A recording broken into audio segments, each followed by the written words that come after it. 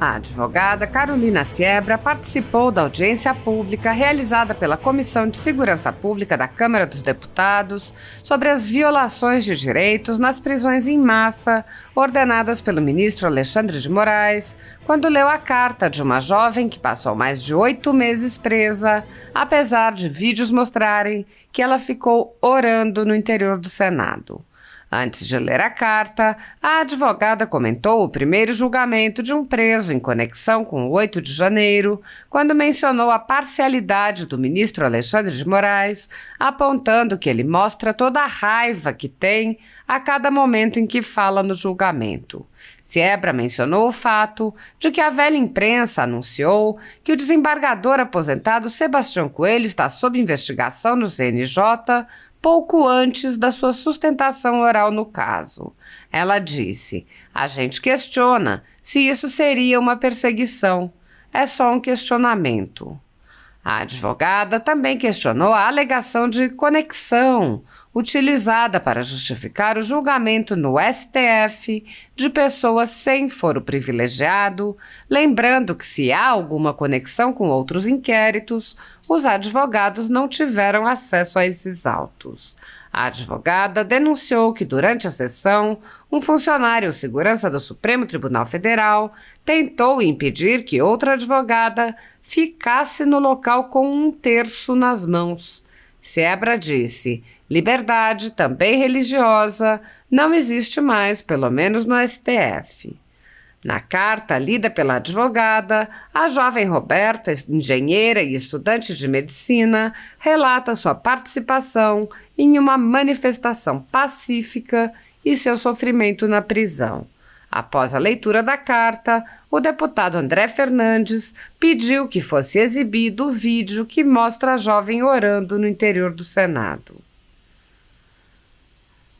Nos últimos anos, até mesmo a liberdade de culto foi restringida no Brasil, assim como as liberdades de ir e vir, de trabalhar e as liberdades de expressão e de imprensa. Cidadãos que expressem suas opiniões ou manifestem apoio ao ex-presidente são alvo de intensa perseguição, podendo ser alvos de prisões, buscas e apreensões, censura e até mesmo confisco. Em inquéritos conduzidos nas cortes superiores, matérias, reportagens e relatórios produzidos pela velha imprensa contra seus adversários políticos ou concorrentes são aceitas como provas sem questionamento e servem como pretexto para devassas em pessoas e empresas no que é conhecido como Fishing Expedition. O resultado das devassas é compartilhado com a velha imprensa, que então expõe seus concorrentes, apresentando atos banais como se fossem crimes, em matérias que servem como base para novos atos contra a concorrência. Em uma decisão monocrática em um inquérito administrativo, o ex-corregedor do Tribunal Superior Eleitoral, Luiz Felipe Salomão, mandou confiscar a renda de sites e canais conservadores para impedir suas atividades, com o respaldo e aplauso dos ministros do STF Luiz Roberto Barroso, Alexandre de Moraes e Edson Fachin. A Folha Política tem toda a sua renda confiscada desde 1º de julho de 2021. O confisco da renda atinge todos os vídeos produzidos pelo jornal, independente de tema, data ou qualquer outro fator. Se você apoia o trabalho da Folha Política e pode nos ajudar a manter o jornal, doe qualquer valor à empresa Raposo Fernandes utilizando o QR Code que está visível na tela ou use o código Pix ajude@folhapolitica.org. Caso não utilize Pix, há a opção de transferência bancária para a conta da empresa Raposo Fernandes, disponível na descrição deste vídeo e no comentário fixado no topo. Com a sua ajuda, a Folha Política poderá se manter firme e continuar o seu trabalho. Pix ajude@folhapolitica.org. Assista! Boa tarde a todos. É com muita honra que eu estou aqui novamente. Quero agradecer ao deputado delegado Ramage, que é o autor do requerimento. Através dele, eu cumprimento os outros deputados aqui presentes. Primeiro, antes de ler a carta da Roberta, que eu trouxe aqui, afinal, pedimos ao ministro que ela pudesse comparecer de forma online a essa sessão e não tivemos a autorização a tempo, não foi decidido no processo dela.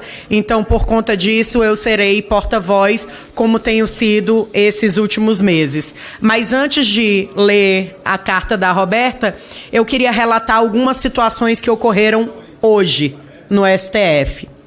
Inicialmente, o doutor Sebastião Coelho, que já é um conhecido nosso, sustentou no plenário do STF e, antes de começar a sua sustentação oral, recebeu a notícia que estava sendo investigado pelo CNJ. Da mesma forma que aconteceu com a juíza doutora Ludmila Grillo, que também foi investigada pelo CNJ e foi afastada do seu cargo. Aí a gente questiona se isso seria uma perseguição. É só um questionamento. Após isso, após a fala do doutor Sebastião, o ministro começou a sua fala. E aí ele trouxe um afastamento de incompetência do STF por conexão com outros processos onde parlamentares estão sendo investigados. E aí ele traz que são deputados e senadores e etc. Sendo que, em momento algum, a gente teve acesso a esses processos em que há essa conectividade dos casos do dia 8 com esses parlamentares. Já foi amplamente divulgado em todos os lugares que o parlamentar, quando ele escolhe ser parlamentar, ele escolhe os ônus e os bônus. Então, ele escolhe não ter o foro privilegiado. Essas pessoas não escolheram por isso. Então, não é razoável que elas sejam julgadas por um foro que não é um juiz natural. Outro ponto foi que, na fala do ministro relator, a gente pôde ver muita raiva. Quem estava lá presente, quem acompanhou pela televisão, viu essa raiva. E como é que não se pode dizer que ele é imparcial, né? Se ele bota tanta vibração ali, tanta raiva nas palavras que ele traz e traz com força. Digamos que seria ódio, apesar de ódio ser uma palavra muito forte, né? Então, caberia por bem que a justiça fosse restabelecida, que os ministros que ali estão, eles retrocedessem para os ministros, para a forma que eles agiam outrora, dentro da legalidade e em busca da legalidade e em busca da verdade. Então, seria mais ou menos isso a minha pontuação, além de um pequeno outro fato peculiar. Nossa colega Gabriela, que aqui estava com um terço na mão no momento dos votos, da decisão lá, e um segurança pediu que ela guardasse o terço, que ela não podia ficar com o terço na mão. E eu vi, a doutora Mariana viu, o doutor Caivano viu, então temos várias testemunhas para isso. Liberdade também religiosa não existe mais, pelo menos não dentro do STF. E agora eu vou começar a ler a carta da Roberta. Dito isto, né? Boa tarde, senhores deputados, advogados e todos os brasileiros que estão acompanhando esta comissão. Os julgamentos que se iniciaram hoje e o desenrolar desse processo sobre o ato do dia 8. E quero deixar uma pergunta a todos. Quem se beneficiou com os atos do dia 8? Sou Roberta Jéssica Brasil, tenho 35 anos, sou estudante de medicina da USP e engenheira pela UFC, que estava orando no plenário do Senado. Depois de 7 meses é que saí da prisão e então pude ver o vídeo que foi mostrado aos senhores e a muitos brasileiros. E eu, inclusive, me emocionei, porque naquele dia, 8 de janeiro, tanta coisa aconteceu que eu não me recordava que havia me ajoelhado na maior parte do tempo. Imagina se de fato tivéssemos feito o que nos imputam, sendo que nos manifestávamos exatamente contra o que estamos vivendo. Contra a prisão de milhares de inocentes, sem respeito aos direitos fundamentais, só mesmo com uma intervenção divina. Quero aproveitar a minha primeira oportunidade de fala sem saber se haverá outras. Que não depredei e sou contra a destruição do patrimônio público e vandalismo. Isso, inclusive, é um valor que nós conservadores defendemos. As pessoas estiveram em frente aos quartéis com autorização. Em nenhum momento nos foi informado que isso seria um crime. Eu não defendia golpe algum, mas como toda manifestação, há um humor natural de indignação em relação ao governo. Mas não era pró-ditadura, nem mesmo com a intenção de depor governo. Nem mesmo fomos por causa do ex-presidente. Fomos por amor ao nosso país, por defender a nossa liberdade, para mostrar o que a grande mídia não estava fazendo. Queríamos transparência nas urnas e que houvesse uma repercussão internacional de que algo estava estranho no Brasil. Infelizmente, houve o vandalismo por parte de uma minoria. Fomos em um domingo, em época de recesso, portanto, nenhuma atividade dos parlamentares foi impedida por nós. O problema que se vê maior não é a reeleição do atual presidente, se de fato foi a escolha da maioria do eleitorado. O que é difícil entender é a não possibilidade de questionamento. E o questionamento ser crime e ser chamado de antidemocrático. São as leis que servem ao povo ou o povo que servem às leis? Aprendi nos meus muitos anos de estudo que o questionamento é e sempre foi um meio de aprimoramento das discussões, inclusive a possibilidade de debates políticos, de haver o pluralismo de ideias, é o que faz as pessoas refletirem e a nossa democracia amadurecer. Mas não é o intuito deles que a verdade seja exposta. Não é do interesse deles que o nosso país seja livre e cresça. Porque é no momento de crise que conseguem usar a mente das pessoas. Fomos para uma manifestação pacífica, era um grupo heterogêneo. As imagens podem provar. E o que eles fizeram com as imagens? Fui sozinha e o grupo que chegou não se conhecia. Nem mesmo em frente aos quartéis havia uma liderança ou organizadores. Foi uma aglomeração orgânica de pessoas que amam esse país. Cada um fazendo o que a sua própria consciência achava correto. Desde o dia 8, teorias da conspiração foram usadas extensivamente para manchar a nossa reputação e acusações de crimes impossíveis nos foram imputadas, sem, ao menos, termos o direito de nos defender no mesmo equilíbrio de forças em que somos acusados. A mão forte do Estado contra indivíduos comuns. Sem mesmo sermos julgados, fomos chamados de terroristas e golpistas por uma mídia baixa e por parte da alta cúpula do governo, e o que mais me espanta e certamente indigna os cidadãos de bem é os que são os nossos acusadores, que são os mesmos que nos julgam. Alguns ministros do STF, desde o primeiro dia, nos chamaram de terroristas e golpistas. A quem recorrer? O que esperar, então, da sociedade?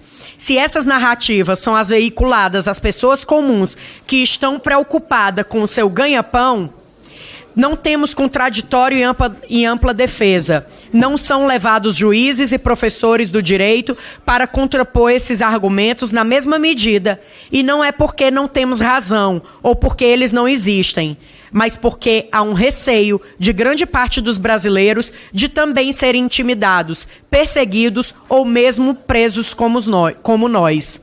Ainda creio no povo brasileiro, pois está claro que não podemos confiar na justiça do nosso país. Não espero nada de quem me acusa, só espero em Deus. Meu crime é amar o meu país e não querer passar para as novas gerações a vergonha histórica de que aqui o crime compensa. Eu, que passei toda a minha juventude estudando, agora com a idade de construir a minha família, ter meus filhos e concluir a minha medicina em 3 anos, profissão esta de servidão a outras pessoas, vejo-me sendo réu de um crime que eu não cometi. Hoje, vendo o julgamento de Aécio como exemplo, com uma multa de milhões de reais e uma pena de décadas de anos, qual o recado que está sendo dado para a nossa juventude? O que está sendo escrito na história do Brasil é o que vale a pena seguir o caminho correto? Que não vale a pena estudar, refletir a política para o brasileiro comum? Aquele que não tem projeto de poder? O que está sendo propagado com todas essas injustiças é que não vale a pena querer uma transformação do país em prol dos nossos filhos. O que estão querendo escrever é que é que o viável é sabotar a nossa própria consciência. Que Deus salve o nosso Brasil. Nós só estamos sendo bodes expiatórios para o castigo exemplar e calar o conservadorismo no país até incriminar os líderes políticos de direita e aí sim atingirá a todos. Por fim, sou filha de um militar que já faleceu, um verdadeiro servo de Deus, Pastor Brasil. Eu sei que as orações que ele fez por mim ainda estão vivas. Por isso, senhores, a minha fé não é abalada. E em nome do Senhor Jesus, eu creio que ainda imperará a justiça nos tribunais. Eu estou certa de que não cometi crime algum, a não ser amar o meu país e buscar o Brasil melhor para as próximas gerações. Foi lutar pela nossa liberdade que hoje estou presa, com tornozeleira eletrônica, sem poder continuar meu curso, e espero que as pessoas de direita abram os olhos, pois a injustiça que chega a um dia chegará a todos. Por isso, vou parafrasear um pastor luterano na Alemanha, Martin Niemöller. Primeiro, aí ela fez os cortes, e eu vou ler da forma que ela cortou, e vou ler o que ela colocou. Primeiro, eles cassaram mandatos ou deixaram alguém inelegível, e eu fiquei calada, porque eu não era político.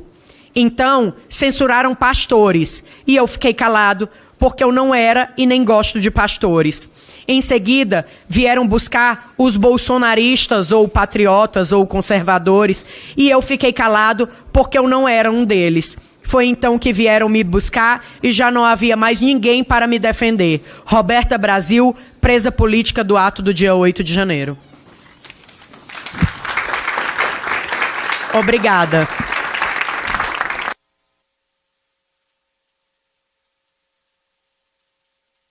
Muito obrigado, doutora Carolina Siebra.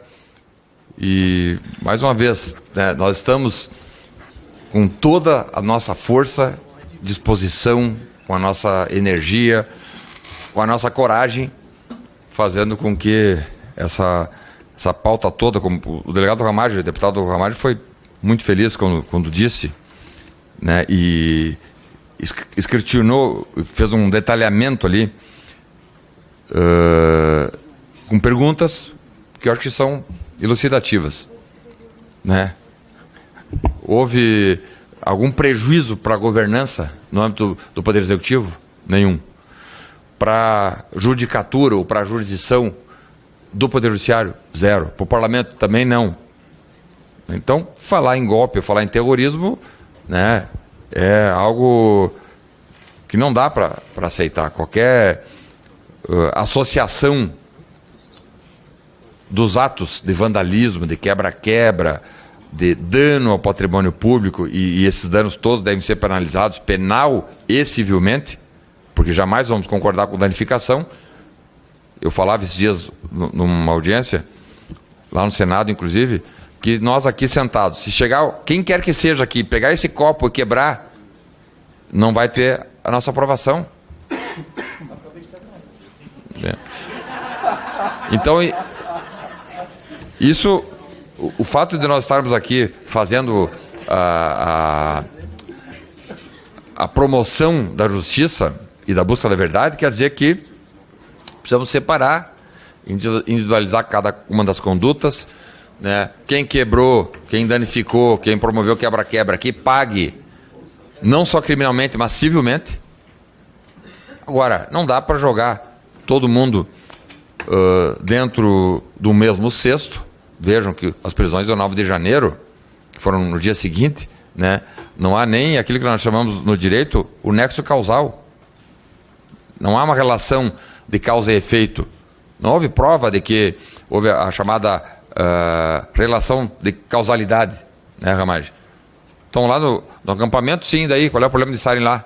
Ah, mas estão no acampamento vestidos de verde e amarelo com a bandeira do Brasil, pedindo o que quer que seja.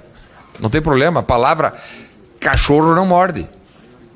Não quer dizer porque o sujeito levantou a bandeira dizendo que não gosta, não quer um governo X, que ele vai promover qualquer tipo de ato contrário à democracia. É isso que a gente tem procurado esclarecer para todos no Brasil, e eu acho que é isso que o ministro Nunes Marques deixou muito claro no voto dele hoje.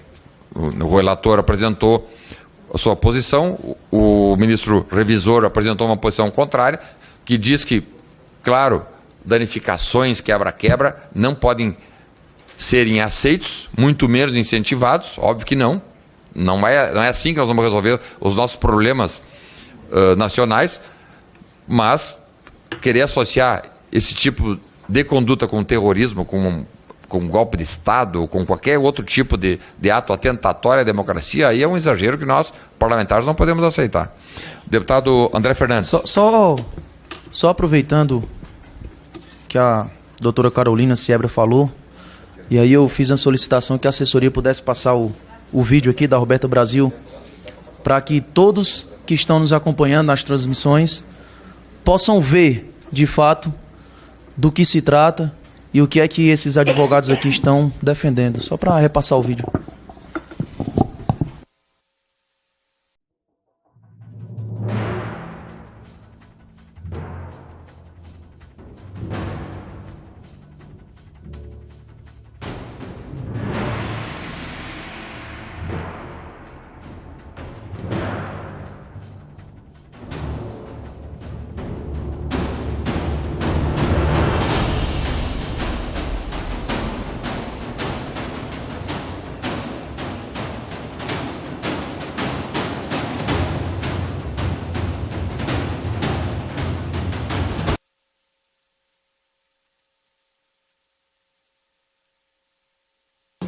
Deputado Alexandre Ramagem.